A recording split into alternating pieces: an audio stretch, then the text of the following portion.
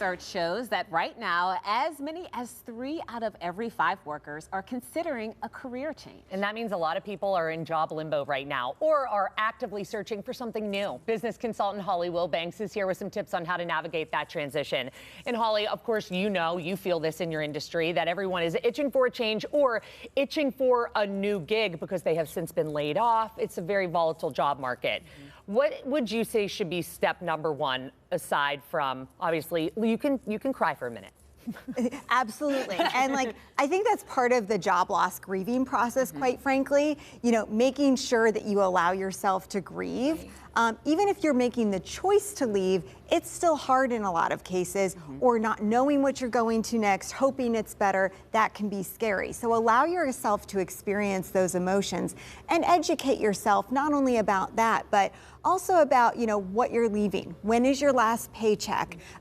When is your insurance going to run out or expire? Does COBRA kick in? That kind of thing. And then, of course, if you're getting laid off, did you get any severance? Is there any job transition support? That kind of education is what you want to make sure that you brush up on.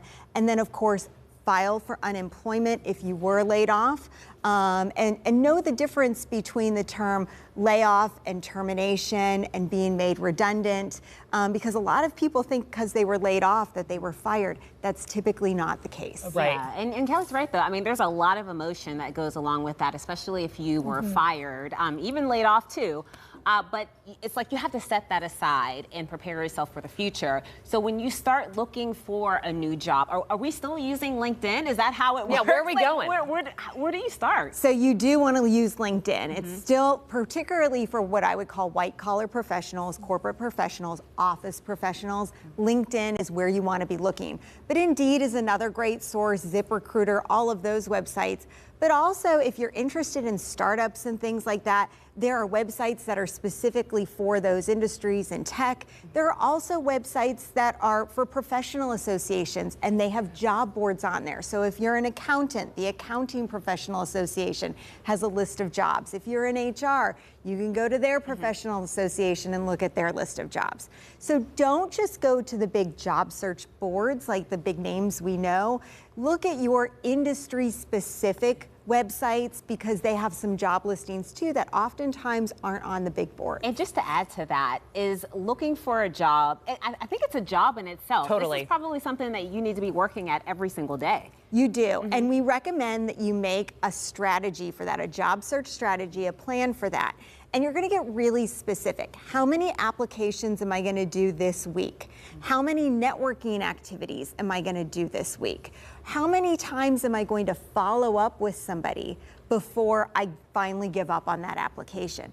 One of the biggest mistakes we see people making with a job search is they don't try to follow up. We know that the fortune is in the follow-up a lot. And so if you can actually follow up with somebody from HR, maybe on LinkedIn or another avenue, then the chances that you might actually get seen by that hiring manager are a lot higher. The squeaky wheel gets the grease. Absolutely. And the strategy and the routine there, because I just think about how life-changing it is to lose your job, especially when you're laid off, whether or not you hear some rumblings or you just go to work and it's your last day. Obviously, that can feel like a rug was pulled out underneath you, but just a little bit of structure feel like would help your mental health. Absolutely. Creating a routine is huge, particularly if you're going to be unemployed. And we know that entry-level to management-level employees typically take about 45 days to secure a new position, and management-level to executive-level can be anywhere from like 60 to 120 days. So you've got to know that you're going to be in this for a little bit longer than you might think, and create a routine. Not just about your job search, but also about some well-being activities. This could be exercise, this could be hobbies, this could be getting together with your friend down the street who you never see anymore, as you all were just talking about, and you make those plans finally, right? Yeah. But put together a routine for yourself, because you're used to being in that work grind routine, and if you don't have a plan for that, you're going to find yourself kind of spinning your wheels and not making progress. and you want to make sure that you're feeling like you've got something to be doing with your time that really does help with your mental and emotional well-being during these times. Yeah, you have to prioritize You that. do, and it's definitely a process, Yeah. for sure. Well, thank you, Holly. Great advice, always. All right, we're going to have more information about the Wilbanks Consulting Group on our website, kdka.com/talkpittsburgh.